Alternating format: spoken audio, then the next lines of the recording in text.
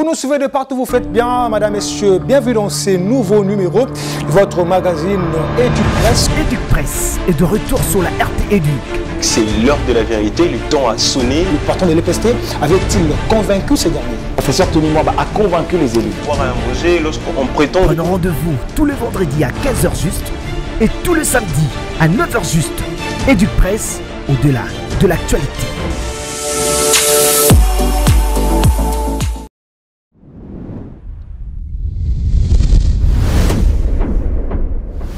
Tout de suite, magazine.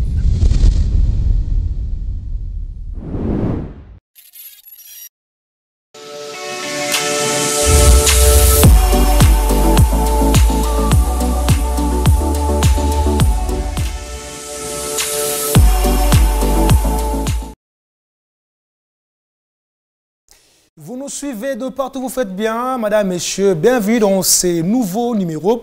Votre magazine EduPresse. Nous sommes à Kinshasa, capitale de la République démocratique du Congo. Deux thématiques à l'ordre du jour. Dans la première partie, nous parlerons de la tarification du transport à Kinshasa. À qui revient la responsabilité? Deuxième thématique, EPST, quid de l'après-rentrée scolaire 2022-2023. Je ne suis pas seul sur ces plateaux, vous le savez pertinemment bien. J'ai sur ces plateaux les éminents, voilà, analystes. Avec eux, nous allons réfléchir à haute voix, chercher à répondre à toutes ces questions. Je m'en vais comme ça les accueillir pour votre bonheur. Julien Piakengo, bonjour et bienvenue. Bonjour, Jires Luimbu. Merci pour l'invitation après autant de mois. Et merci aussi à tous ces publics habitués de EduPresse. C'est un plaisir de partager cette table avec les co-débatteurs qui sont ici avec nous. Merci beaucoup, Julien Piakengo. Monsieur Fortina Kassonga, bonjour et bienvenue. Bonjour, monsieur Jures. En forme? Oui. Voilà, merci beaucoup. Martini Ngombo. En tout cas, j'ai pris le soin de ne pas massacrer. Bonjour et bienvenue. Bonjour, Jérès. En forme? Oui, très en forme. Je suis contente de vous revoir encore sur ces plateaux et mes salutations aux co-débatteurs et aux téléspectateurs. Voilà, monsieur Grévis Tequila Zaya, depuis un certain temps, vous faites la une dans les médias de Congolais, dans presque toutes les émissions politiques. Bonjour et bienvenue. Bonjour Jurès, bonjour aux co-débatteurs, tout à fait. Merci beaucoup. En tout cas, c'est la deuxième invitation. En tout cas, la troisième. La troisième.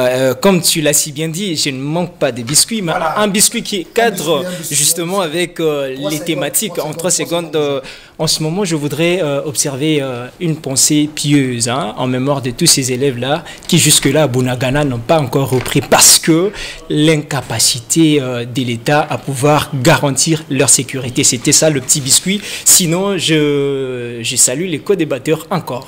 Voilà, merci beaucoup. Greffis Tequila Zaya, première thématique, comme je l'avais dit, à la genèse de ma prise de parole, tarification de transport de la ville-province de Kinshasa. À qui revient la responsabilité? J'allais dire Jordi Kenga, oui. Julien Piakengo, comment faites-vous pour sortir ces jours-ci? Quel miracle opérez-vous? Alors, il faut déjà, c'est le dire, la situation a été chaotique il y a quelques jours.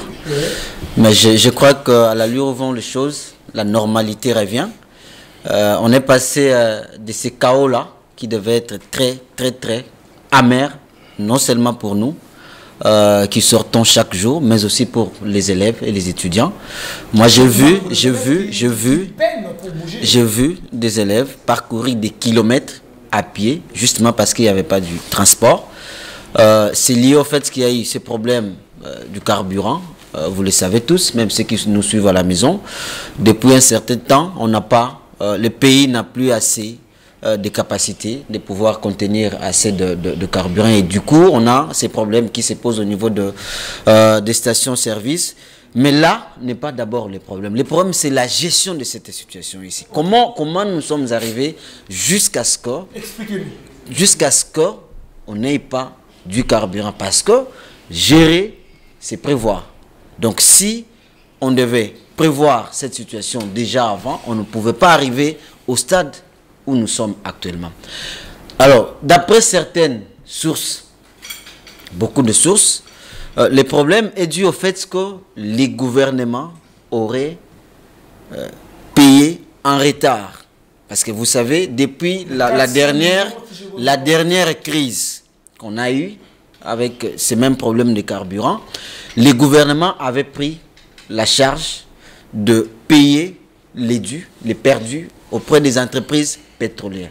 Mais semble-t-il, d'après nos sources, il semblerait que les gouvernements n'ont pas pu payer cet argent-là et ça a entraîné beaucoup de retard auprès des entreprises qui devaient se ressourcer en carburant. Et du coup, ça fait en sorte que les stocks qui étaient commandés étaient devenus faibles par rapport à la situation de la normalité. Et on a assisté mois par mois jusqu'à ce qu'on arrive à la situation actuelle où il y a crise. Ma question était de savoir à qui revient la responsabilité concernant la tarification du transport à Kinshasa. Parce que depuis un certain temps, nos amis qui nous aident énormément taxent à leur manière, le taxman, voilà, on se pose la question, qui gère ces secteurs? Le problème, c'est qu'il y a un désordre. Un grand désordre dans les secteurs de transport. Orchestré par qui? Je parlerai du ministère des Transports provincial de la ville de Kinshasa. Lorsqu'il s'agit de mettre en place tout un système pour avoir tout ce qu'il y a comme argent sur des vignettes, sur l'autorisation des transports et tout ce qui vient, on voit le ministère des Transports de la ville de Kinshasa être mobilisé. Il envoie même des agents dans la ville circuler pour recueillir cet argent-là. Mais lorsqu'il faut mettre de l'ordre dans ce secteur-là, ça pose problème. Regardez aujourd'hui dans la ville de Kinshasa. On ne sait pas dans quel trajet, si ça coûte combien. C'est chacun qui se réveille un bon matin, un taximène qui se dit, ce trajet aujourd'hui, je les mets à 2000 francs. Et il y a des gens qui entrent et parfois ça devient de l'habitude. C'est parce qu'il y a un problème d'autorité. Vous êtes obligé de payer. Mais oui, je reste l'homme. Vous devez présenter cette émission à 8h à 9h. Vous êtes en retard, ok? Et vous avez ce transport-là de 2000 francs. Et les gens vous attendent déjà ici à Éduc. Qu'est-ce que vous faites? Et donc, il faudrait que l'autorité prenne évidemment ses responsabilités. Il faudrait que l'autorité arrive à un moment donné à s'imposer. Parce que ce qui se passe, c'est de l'anarchie. Comment je finis par là. Comment on peut être dans une ville qui est structurée, mais chaque taximène se réveille un bon matin avec son prix? C'est de l'anarchie. Monsieur Fortina Kassonga, vous êtes expert, il faut le dire, en matière de transport, sûrement sur ce plateau. Vous saurez vraiment clarifier la lanterne de ceux qui nous suivent en ce moment. Aujourd'hui, le problème de transport devient un casse-tête réel. Votre commentaire personnel? Bon, personnellement, je pense qu'il y a un dysfonctionnement dans les secteurs des transports. Vous rejoignez Julien Plekébo? Oui, oui. Et ce dernier est organisé d'abord par les autorités à qui revient le pouvoir de décider. En d'autres termes, je peux dire qu'il y a l'absence d'une bonne politique. Pourquoi je peux dire ça? C'est parce que, vous savez, nous avons des lois dans ce pays. Le problème, c'est quoi? C'est l'applicabilité. Qu'est-ce qui cause le problème? Pourquoi il y a l'absence de l'autorité de l'État? Parce que, comme le co-débatteur, M. Julien vient à peine de le dire, ici, nous avons l'arrêté du ministre provincial des Transports. Ça parle de quoi l'arrêté? Trop les documents. Mais je suis là. Ça parle de quoi? Ça parle de quoi l'arrêté? Nous avons l'arrêté signé par monsieur le ministre. Je pense que c'est un arrêté certifié. Oui, oui. C'est signé par Honoré Mbokoso en concertation avec les gouverneurs et le ministre des Finances. L'arrêté ici fixe les prix des transports, les itinéraires, définit ce que... Exemple simple, magasin, boulevard, c'est à combien? Selon les documents. Mais c'est à 500 francs. À 500 francs? Oui, oui. Aujourd'hui, c'est à 2000 francs. Il y a quoi? Il y a l'absence de l'autorité de l'État. Et pourquoi? pourquoi l'État ne peut pas s'assumer? Et non seulement l'absence de l'autorité de l'État, il y a aussi les quoi? Les privés qui détiennent le monopole dans les secteurs des transports. C'est parce que les secteurs des transports ici à Kinshasa est beaucoup plus détenu par les privés. Ce sont eux qui font à ce que l'État puisse obéir à leur volonté. Or, l'État est là pour mettre tout le monde à l'aise. Je vous reviens. Je voulais d'abord ajouter un élément très important avant de... Oui. La problématique de la hausse de prix des transports à Kinshasa, ça devient un sérieux problème. Oui, ça devient un sérieux problème. Une élite à laquelle les Kinois sont appelés à faire face chaque jour. D'où nous appelons les autorités pour que ces derniers puissent s'assumer. Pourquoi? C'est parce que lorsque il y a les laisser-faire, allez-y comprendre ce que ça va donner. Parce que cette question touche la vie sociale des Kinois. Je vous remets la parole. Voilà, vous me remettez la parole. Ok, d'accord. L'ascenseur, en fait.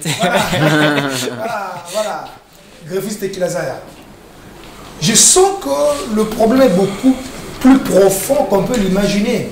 Julien Piakengo vient de planter les décors, vient d'expliquer en quelque sorte la généalogie du problème. D'où le problème est venu et où en sommes-nous maintenant là.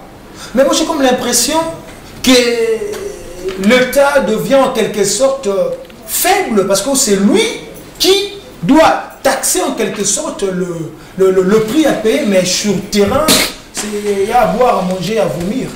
Je pense que je vais partager le même avis avec mes prédécesseurs, mais sauf que moi je voudrais qu'on cite, bien qu'on parle de, qu'on cite chaque chose, ou bien chaque chat en son nom. Éviter les nominations. Justement, là, en tout cas, je reste dans les analyses, mais lorsque nous parlons de l'autorité de l'État, à qui, quelle est cette personne qui incarne en premier? Il faut qu'on cite. Parce qu'il me semble qu'on est en train de se le dire, bon, on ne peut pas faire mal. Non, non, non. La première de responsabilité, si nous voyons le ministre de Transport, il n'est pas le seul. Il n'est pas le seul. Celui-là travaille avec le gouverneur. Donc, la grille tarifaire, en ce qui concerne les prix de transport, c'est d'abord, avant tout, une question qui est fixé par le ministre, et le ministre provincial travaille en partenariat, bien il est sous l'autorité du gouverneur. Et lorsque je cite le gouverneur, directement là je vois une grande responsabilité qui revient aux députés provinciaux. Parce que cette question, ça ne commence pas d'aujourd'hui. Je suis un peu loin de ce que Julien pense parce qu'il y a eu pénurie. Non, moi je ne pense... Non, à chaque fois que nous avons... à chaque fois qu'on approche, on est à quelques pas des festivités ou bien la rentrée scolaire, il y a toujours cette tendance de voir que le prix des transports puisse galoper. Donc, la grande responsabilité, il faudrait qu'on cite le nom. Moi, je vise directement le gouverneur parce que c'est l'homme à la base même de ces désordres, de cette cacophonie. Non, c'est pas fort, mais c'est à lui la responsabilité. Vous imaginez le ministre des Transports prendre des responsabilités ou bien selon sa guise? Je ne pense pas. Donc, à chaque fois qu'il y a mesure et à chaque fois qu'il y a arrêté... Vous n'avez pas de preuves. Vous n'avez pas de preuves. Mais ils travaillent ensemble. Et j'ai dit aussi que la responsabilité, la grande, revient aux députés. Qu'est-ce que ces députés... En principe, ces députés devraient retirer leur confiance à M. Gentini Ngobila. Parce que là, c'est... Nous ne sommes pas encore arrivés là. Non, en fait, il y a une dimension politique. Au-delà même de toute technicité qu'on peut ici brandir, il y a des arrêtés, tout ça, mais il y a une dimension politique dans cette affaire. Merci beaucoup, Greffiste Kilazaya. Martini, notre ami Fortina nous a présenté un document, un arrêté qui explique voilà, d'une manière clarifiée la tarification des itinéraires, de prix qu'il faut payer. Mais dans la vraie vie, dans la réalité, cela n'est pas respecté. La faute incombe sur l'État ou sur la population. Bon, la faute comme à la population, là, non. Tout d'abord, la faute incombe au gouvernement. Et quand je parle du gouvernement, je parle du gouverneur. Parce que c'est lui qui régule les prix et signe avec, comment je peux dire, et travaille en partenariat avec les ministères des Transports et puis les ministères des Finances, si je ne m'abuse pas. Voilà, c'est à lui qu'incombe toutes ses responsabilités. Et une fois qu'il voit que dans les marchés, rien ne va plus, les chauffeurs font... Parce que ce n'est pas la première fois. Et bien sûr, Julien a évoqué le fait qu'il y a pénurie, tout ça. Certes, ça aussi, ça contribue. Mais cette histoire, comme l'a dit mon co-débatteur à côté, ça date un peu de longtemps. Et il n'y a pas que les jours des festivités ou fin d'année. Il y a même des séjours ordinaires normaux quand il n'y a pas de transport, par exemple vers la nuit, disons, dans des heures tardives. Les chauffeurs eux-mêmes augmentent les prix. Pourquoi? Parce qu'ils disent non, les transports, les agents, tout ça. Ce qu'il faudrait, moi, deux fois j'ai dit aux chauffeurs là, mais quand vous voyez que ça ne va pas, vous avez vos syndics, vous avez vos associations, parlez, allez remettre vos problèmes au niveau du gouvernement. Et le gouverneur avec, je ne sais pas, ses députés ou comment ils font là, ils vont étudier les problèmes parce qu'avant de fixer les prix, avant de réguler les prix, il y a concertation. Oui, il y a on concertation, regarde, mais dans l'applicabilité, comme l'a dit Fortina. Le problème, c'est qu'en République démocratique du Congo, on a beaucoup... Ok. Le problème de la RDC, vous le savez parfaitement bien, il y a beaucoup de lois qui sont en souffrance aujourd'hui. Où il a arrêté là avec toutes les informations possibles, mais dans la vraie vie, dans la réalité... Le concret. La volonté politique. Certes, on a beaucoup de lois, si je peux dire, qui sont là, mais qui ne sont pas d'applicabilité. Et les autorités également ne font rien pour ça. Par exemple, pour cette loi qui régule les prix. Ouais. Ça existe depuis Belgique.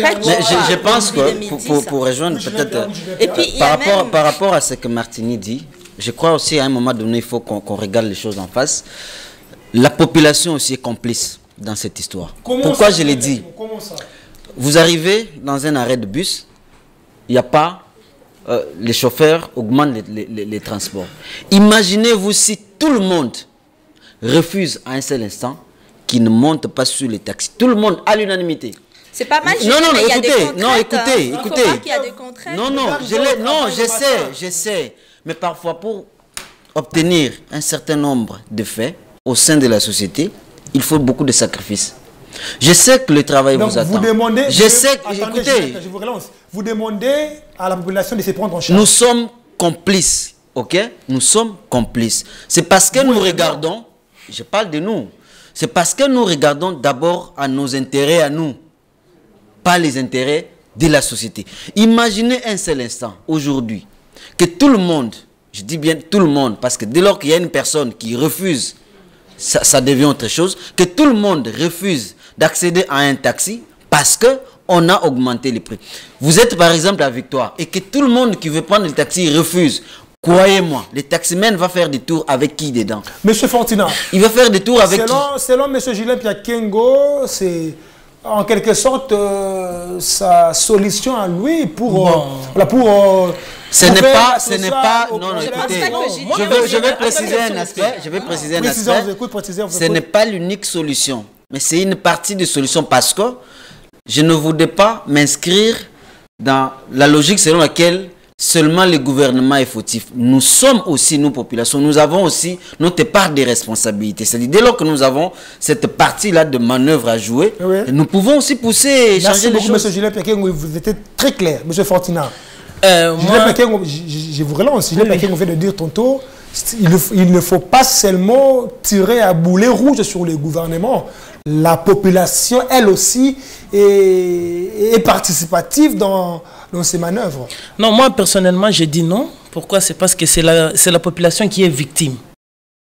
On est victime parce qu'on veut que ça soit ainsi? Non, soyons calmes. C'est la population qui est victime. Le problème ici, c'est quoi? Il faut d'abord commencer par identifier la cible. C'est quoi? Nous avons l'augmentation de prix des carburants qui est à la base de la hausse des prix des transports en commun. D'autre part, nous avons l'état d'effectuer de nos routes qui sont moins expansives. Pour dire, il y a beaucoup de véhicules à Kinshasa, mais il n'y a pas de routes. Là, c'est un aspect à part. Et à côté de cela, s'ajoute les non-respects du code de la route. Je voulais ramasser une question qui a été soulevée par Madame Martini lorsqu'il a évité la question de la responsabilité. Ici, la question de la responsabilité est partagée. Pourquoi je dis que la question de la responsabilité est partagée? C'est parce que nous avons les associations, entre autres, l'association des chargeurs, l'association des chauffeurs. Est-ce qu'elles sont gérées, ces associations-là? Qu'est-ce que ces gens-là font? Ils ne font rien. Ils ne font rien. Parce qu'aujourd'hui, qui est la première personne là qui est là pour augmenter la hausse des prix des transports? C'est les chauffeurs. Les conducteurs, oui. Oui, les conducteurs qui travaillent en... Et ils ont leur association. Oui, non, attendez, j'arrive. Ce sont les conducteurs qui travaillent en collaboration avec le receveur. Et les chargeurs? Non, épargnez d'abord les chargeurs. D'abord, les conducteurs qui travaillent en concertation avec les receveurs. C'est déjà un système bien organisé. Sur la question de la responsabilité, moi je voulais dire que cette question, la responsabilité est partagée. L'État doit faire sa part et l'association des chauffeurs, en concertation avec l'association de chargeurs, est dans l'obligation de faire aussi leur part. Attendez. S'il te plaît. Je pense que les gens qui nous suivent à la maison doivent être précisés. Et Duc Presse est une émission pédagogique et éducative. Vous dites que l'État doit faire son travail. Que doit faire l'État concrètement? Je pense que le ministre national de l'hydrocarbure, M. Didier Boudibou, oui, il doit définir une bonne politique. Selon vous, pour maintenir le prix du carburant, d'une part, et d'autre part, le gouvernement doit s'assumer. Ici, c'est le ministre national de l'infrastructure. Il n'y a pas de route à Kinshasa. Merci beaucoup. Là, ce sont des solutions à long terme. Non, là, vous évoquez des solutions qui sont à long terme. Nous sommes face à une réalité. Elle est là, la réalité. On a besoin de solutions.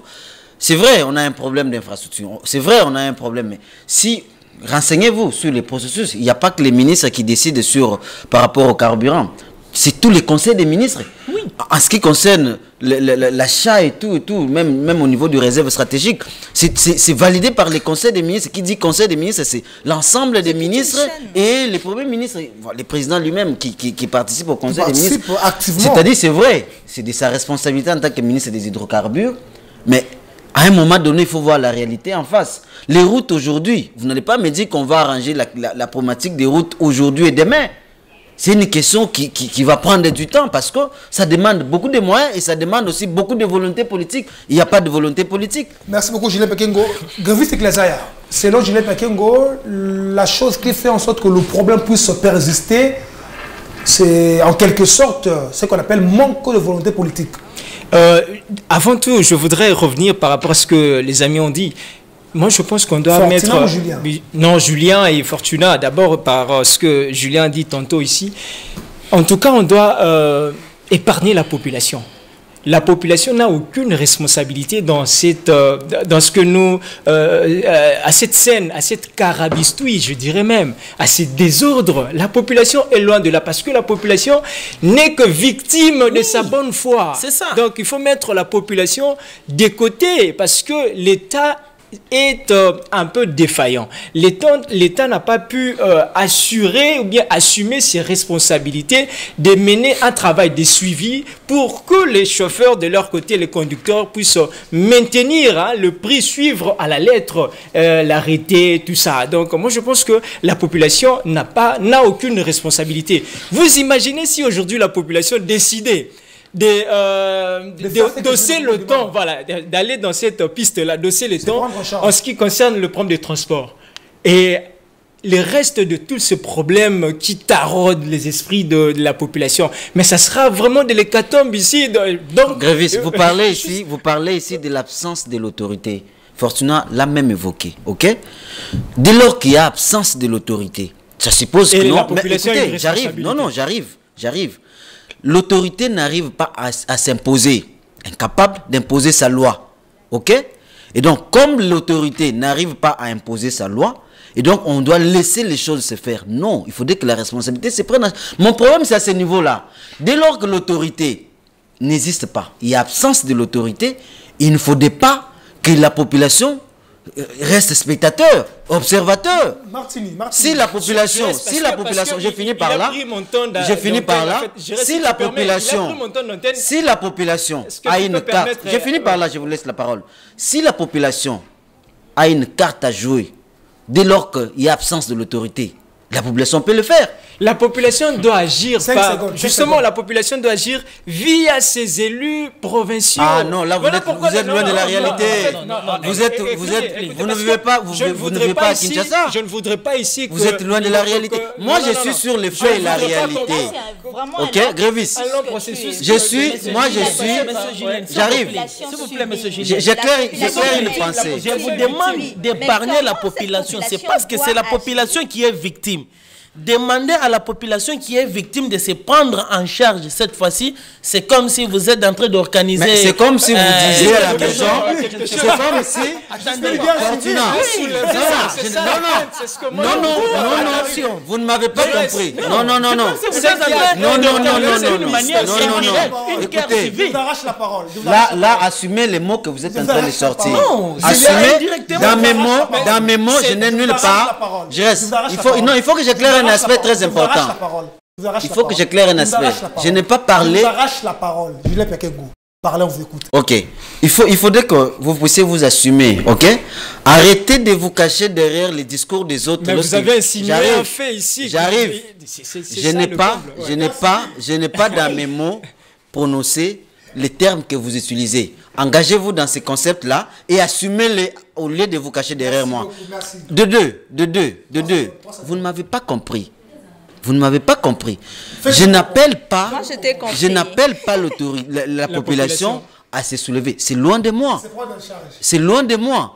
Moi, mon problème, c'est quoi? Nous sommes, vous l'avez évoqué ici, et vous et Fortuna. Vous êtes d'accord avec moi que vous avez dit le fait qu'il y a absence de l'autorité, oui ou non? Oui. Ok. Dès lors qu'il y a absence de l'autorité, ok?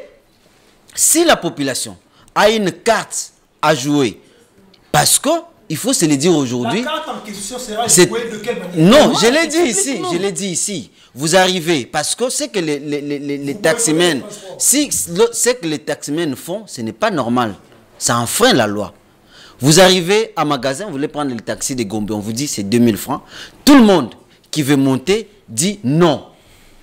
Croyez-moi, le taximène va changer de langage. Voilà. C'est parce que nous sommes incapables, nous, population, de le faire et on veut s'abriter sur des discours qui ne tiennent pas. Non. Parce que là, c'est... C'est la seule forme. Ah oui, tout à fait. Soyez élégant quand même. Et courtois aussi. Je suis le plus élégant sur ces plateaux. On vous écoute. Le problème aujourd'hui, on dit la population doit se prendre en charge. Grévis qui dit il faut laisser la population dormir en paix. C'est le gouvernement. Et vous? Vous attendez longtemps comme ça. Et vous? Je suis un peu dans les contextes où... Parce que là, on a déjà parlé de la responsabilité. Oui. On sait tous que la responsabilité incombe plus au gouvernement.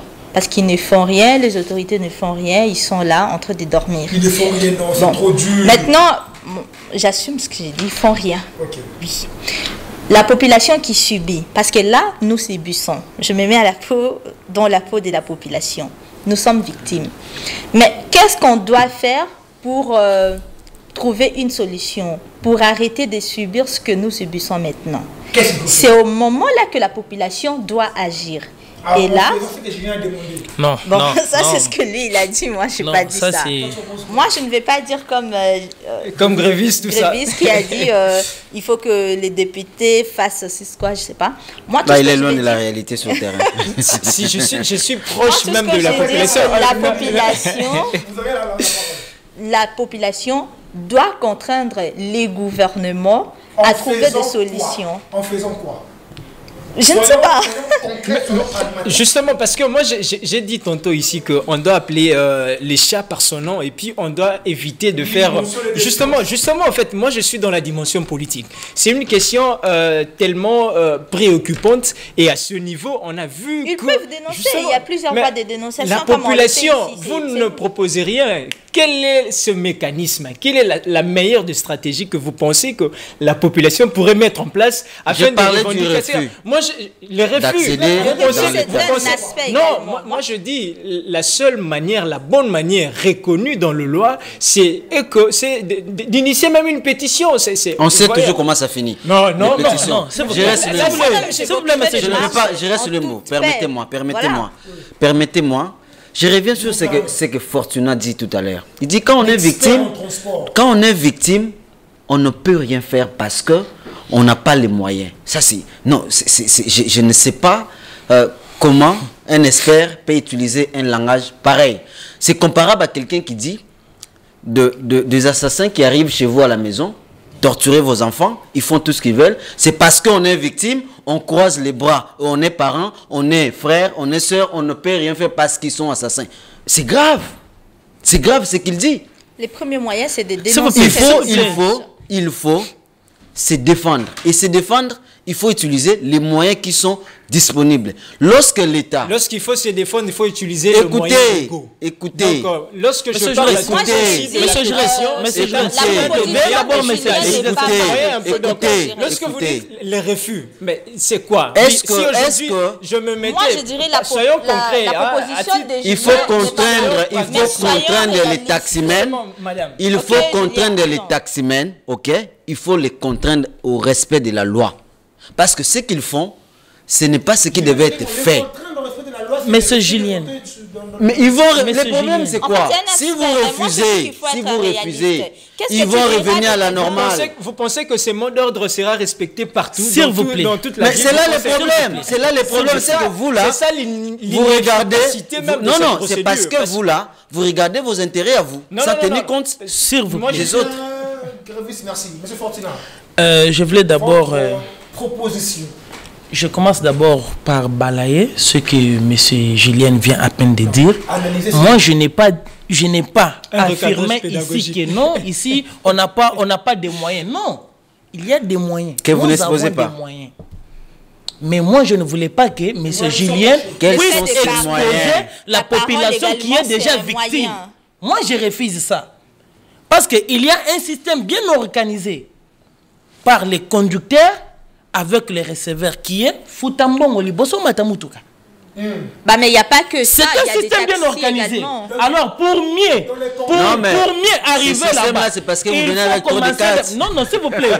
Monsieur, monsieur, je Ça, reste c'est veuillez me l'affaire carte, c'est sécuriser. loin de Viens, de monsieur ce que vous Guillaume. dites. Moi, je pense que la meilleure façon de mettre fin au phénomène, la hausse des prix des transports en commun, il faut commencer d'abord par identifier les receveurs. Pourquoi j'ai dit ça? On va identifier. J'essaie là où Vous êtes Non, loin de la réalité. On va identifier. Donnez-nous des propositions qui sont Ça faisables. fait partie des propositions. Ça fait partie des propositions, mais c'est Est-ce que vous savez d'abord Julien, ce Julien. travail là-bas? Non. Non. Sécurité, monsieur. Je Jérès. vais me sécuriser, s'il vous plaît. Je vais... Jérès, est-ce que vous sécuriser. savez que avant l'augmentation des prix, Veillez, Un travail informel. s'il te plaît, s'il te plaît. Veillez me sécuriser. C'est que la Martinique guerrière se réveille, mais calmez-vous. Veuillez me Julien sécuriser. Pierre, l'ami veut être sécurisé. Ok. Je vous sécurise. Donc, votre proposition, il faut à ce jour identifier tous les receveurs. Oui. Il faut commencer par identifier les receveurs. Pourquoi identifier les receveurs? Parce que ce sont eux qui appliquent la politique définie par les chauffeurs. Pourquoi? Dans les taxis, IST par exemple, il n'y a pas de receveurs. Non, nous allons arriver là. C'est là où il y a plus d'augmentation des transports. C'est là où il y a beaucoup plus de problèmes. Non, nous allons arriver. Vous ne maîtrisez pas trop la situation de transport. Non, je maîtrise très bien la situation. Je maîtrise très bien la situation. Je maîtrise très bien la situation. Ne vous laissez pas perturber, continuez. Je maîtrise très bien la situation. Continuez. Après avoir identifié tous les receveurs. Identifier tous les receveurs. La prochaine étape. Après l'identification des receveurs, il faut commencer par... les distribuer les cartes. Oui, après avoir identifié... Non, soyons calmes, cher ami. Après avoir identifié les receveurs, il faudrait que... Attends, moi j'ai quand même une question. Non, je reste. C'est important ce que je vais dire. S'il vous plaît, qui va identifier ces receveurs? Qui va identifier ces receveurs? Tu es dans un secteur informel. C'est le ministère provincial des Transports. Et c'est le ministère qui n'arrive pas à réguler les prix, va sanctionner les receveurs. Madame Martini, j'espère que vous allez me soutenir. Mais prenez quand même votre temps de m'écouter quand même. Ok, continuez. Il faut commencer par identifier les receveurs. Ok, en leur remettant des cartes. Troisième option. Et d'aider. Commencez par réhabiliter les routes. Ok, merci. Vous êtes à long terme. À côté de cela, il faut mettre des conditions d'octroi des permis de conduire. Ça, c'est un fait. Est-ce que j'arrive là-bas. Non, je ne pas monopoliser la parole. Je reste 3 secondes. Chuter. Et après avoir mettre des conditions pour l'octroi des permis de conduire. Je vous aide. Identifier les receveurs, remettez les cartes, réhabiliter les routes, veiller sur l'octroi de permis. 5e, le respect du code de la route. Ok. Merci beaucoup, monsieur. Pour vous, ça éradique totalement le problème de l'augmentation des prix. Par rapport à ce que parce que la population nous suit. Moi, j'aimerais bien qu'il puisse nous éclairer. Quand vous soulevez l'histoire d'identifier les receveurs, quoi d'autre l'octroi des permis de conduire, la réhabilitation des routes. Et le respect du code de la route. Le respect du code de la route. Supposons qu'on trouve des solutions pour tout ça maintenant.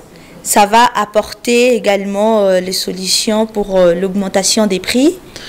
Oui. Parce que c'est de ça qu'on en parle. Oui. Je reste le mot.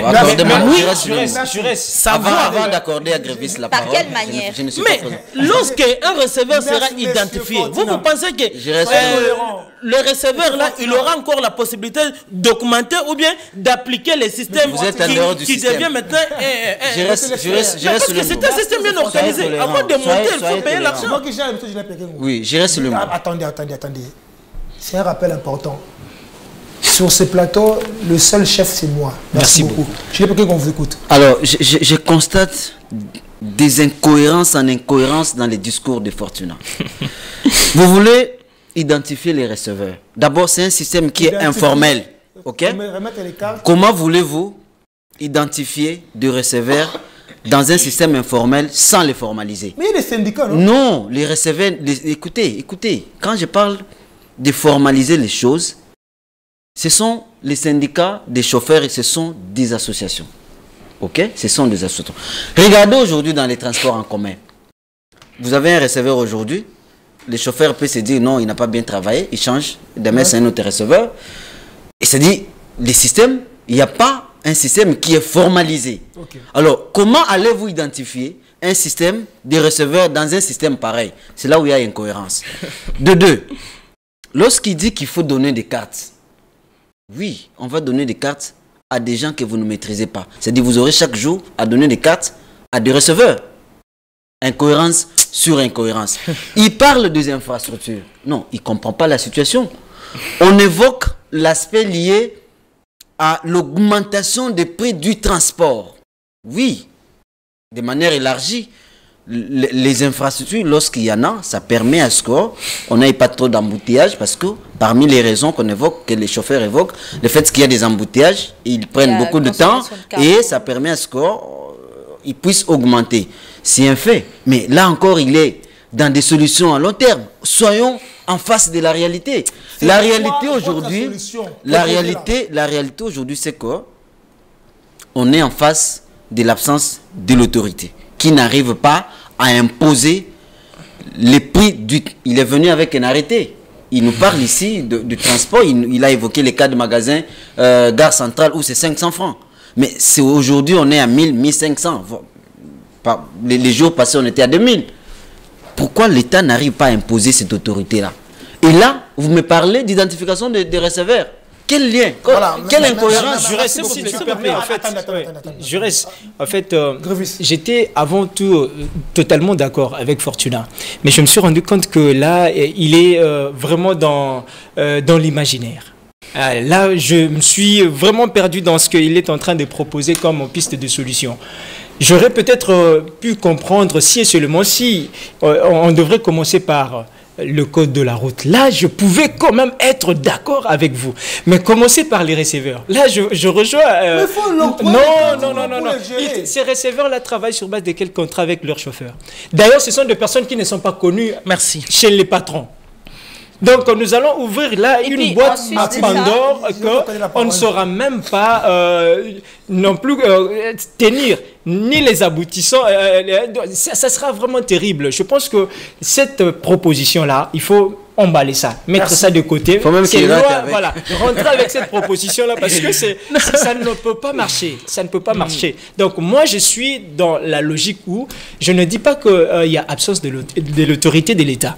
Mais j'ai dit que... Vous changez de discours. Non, j'ai pas dit... On peut revenir sur l'émission au tout début. Non, j'ai dit l'autorité est défaillante. Moi, j'ai parlé de la défaillance. Je n'ai pas parlé de l'absence de l'autorité. D'où, puisque l'autorité s'est avérée, s'est montré un peu... le pouvoir s'est avéré un peu moins fort. D'où j'ai ramené la responsabilité aux députés provinciaux. J'insiste et je martèle là. Merci beaucoup. On doit s'ouvrir un reportage de nos amis de la rédaction de la RT Duc. Ces reportages donnent en quelque sorte un aperçu clair de la situation. Je pense qu'en revenant sur ces plateaux, chacun de nous aura quelque chose d'important à dire par rapport à ces reportages. Suivons ces reportages et nous revenons pour continuer. Il est 6h30, c'est la rentrée scolaire à Kinshasa, tout comme dans le reste du pays. Seulement, les grandes artères de la commune de Ngaliema, de Mboudi à Sola, les bleus blancs n'étaient pas nombreux. Ici, le ronronnement de moteurs de motos et voitures personnelles sont audibles. Les bus et autres taxibus sont à peine visibles. Ici, pas de transport en commun. Là-bas, l'on remarque que les stations d'essence sont fermées par manque de carburant. L'on se demande, est-ce que le manque de transport en commun qui serait à la base de cette timidité d'élèves dans cette partie de la commune de Ngaliema? Un parent d'élève estime que le premier jour de la rentrée scolaire est très important et déterminant pour la suite de l'année scolaire. Premièrement, je comprends qu'est-ce qu'est l'école. Et le premier jour, de prise de contact, tout ça, il faut qu'elle se connaisse avec ses amis. Et le premier jour, il y a d'autres écoles. Dès le premier jour, on fait les devoirs, on fait les interrogations. Comme moi, je connais, la fille déjà vient de l'école, que le premier jour, les enfants sont déjà là, je suis déjà habitué. C'est pour cela que j'ai amené ma fille aujourd'hui, le premier jour. Pour un bon nombre d'Équinois, pourquoi cette pénurie de carburant en ce moment? Celle-ci souhaite voir les choses changer le plus tôt possible pour que les élèves aillent à l'école dans les meilleures conditions.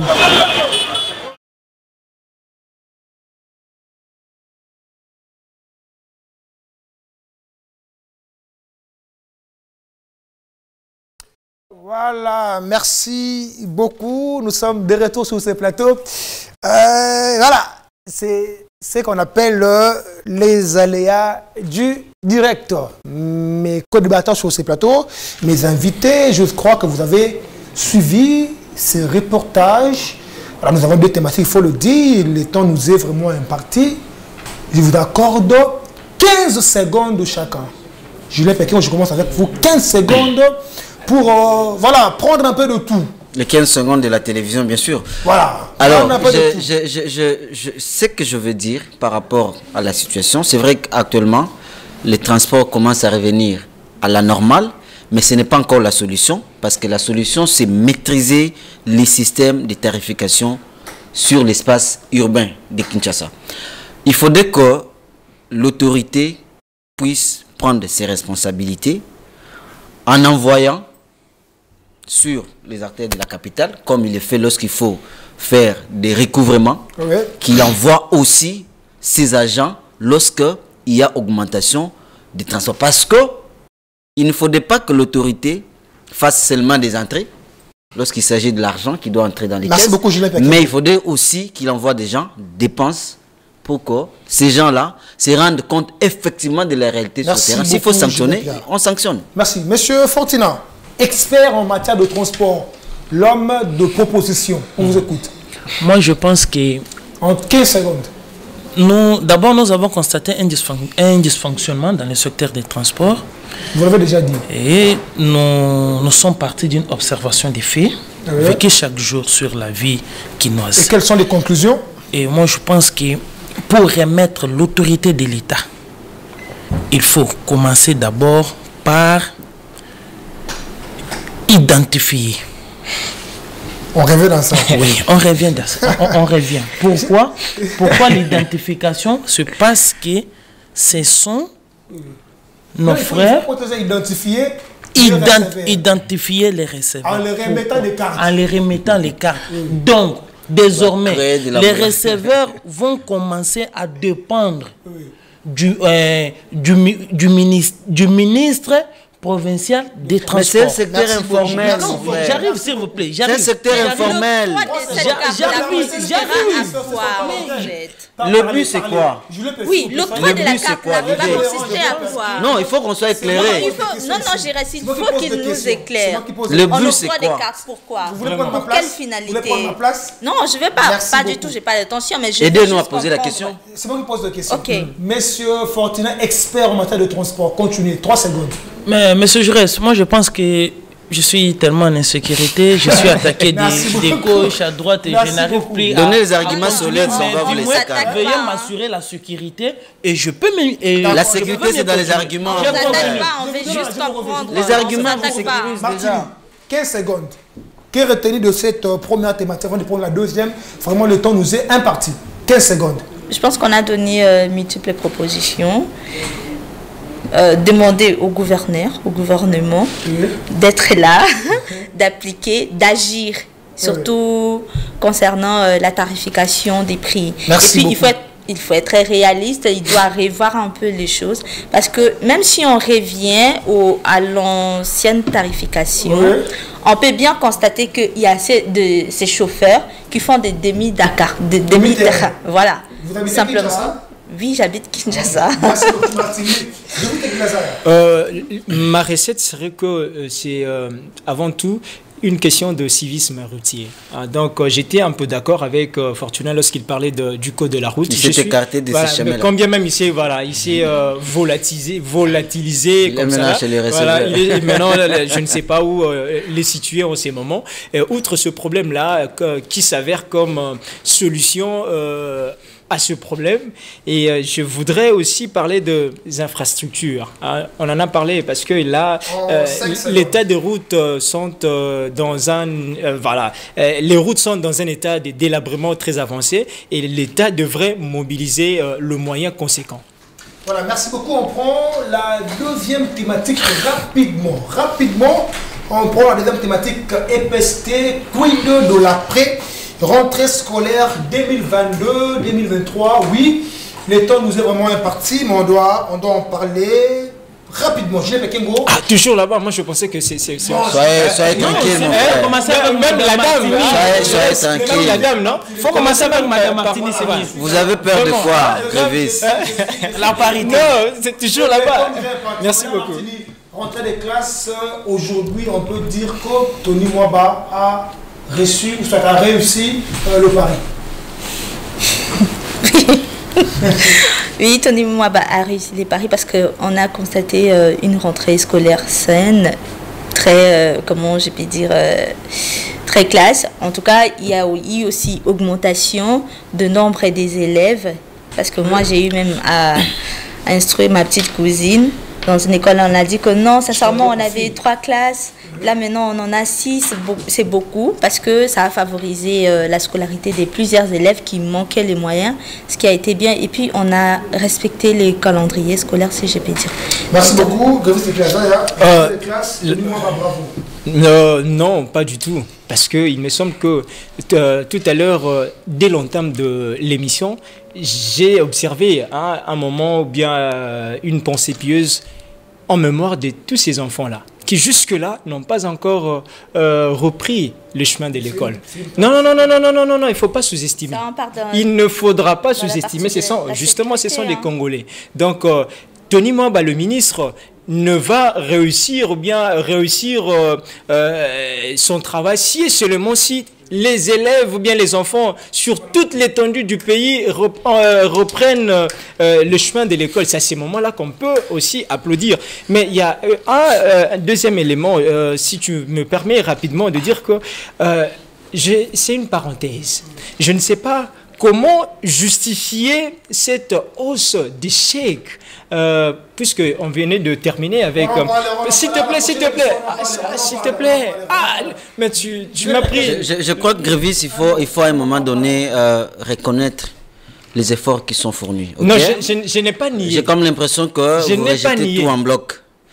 Il faut reconnaître les efforts qui sont fournis. Ok? Quand vous regardez, il y a 2 ans, avec tout ce qu'il y a eu comme effet de la gratuité, j'arrive, c'est moi qui... J'ai pas parlé du bilan de la gratuité. J'ai la parole, J'ai pas parlé de ça. J'ai la parole. Si vous regardez ce que Martini a dit, avec l'évolution du nombre d'enfants aujourd'hui dans les établissements, il y a des efforts qui sont fournis dans le sens de résoudre les effets induits de la gratuité. On construit de plus en plus des écoles. C'est vrai que nous sommes un grand pays avec tout ce qu'il y a comme problème. Lorsque vous regardez en face, vous avez comme l'impression que rien n'est fait.